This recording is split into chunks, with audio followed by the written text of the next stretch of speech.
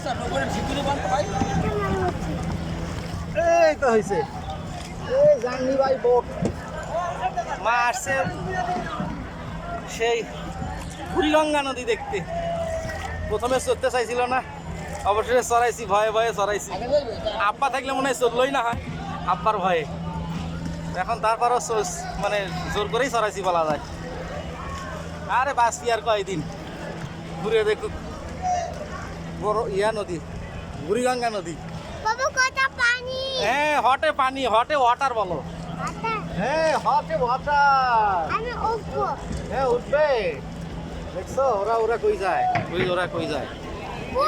হ্যাঁ wow big size, হ্যাঁ big size, এটা বিগ সাইজ বোট। হ্যাঁ শিপ, ও আচ্ছা আচ্ছা এটা শিপ। এই যে এটা শিপ, এই যে দেখো এই পাশে শিপ, এই যে এটা শিপ, এইটা শিপ দেখছো। হ্যাঁ হেলিকপ্টারও আছে, এই কই আমার হেলিকপ্টারও আছে। ও কেমন হ্যাঁ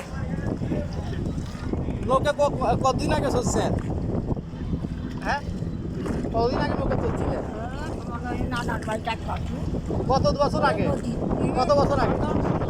ছোট ছোট, এরপর আর কোনদিন নৌকা চড়েন নাই? আল্লাহ কয় কি। হ্যাঁ মা এই মানে অন্তত কত 60 বছর মনে হয় হবে, 60 বছর পরে নৌকা চলছে, তাও বুড়িগঙ্গা নদী।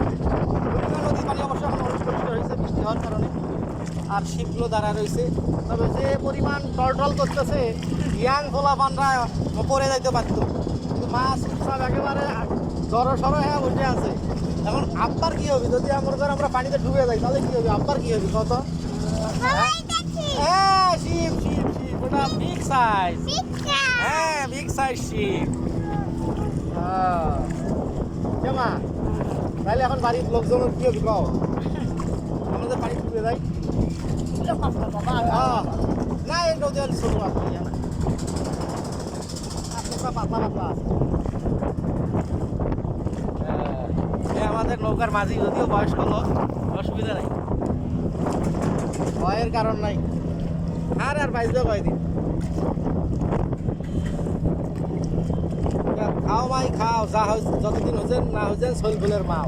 এখন শৈলফুলের মাও হওয়ার পরে তুমি তো এখন ঠিকই নৌকা ঘুরে রাইলে। হ্যাঁ হ্যাঁ কোনো মতো ঘুরে রাইলে। ওই পাশে হচ্ছে কেরানীগঞ্জ, ওখানে মির্জাপুরের খালা ঘসলি বেগমকে ওখানে বন্দি করে রাখছিল। পরে এই ঘসলি বেগম ওখানেই মারা গেছিল, নারিকেল জিঞ্জিরে আর কি। হ্যাঁ এখানে ওই সামনে আহসান মন্দির আছে। হ্যাঁ কি দৃশ্য, হ্যাঁ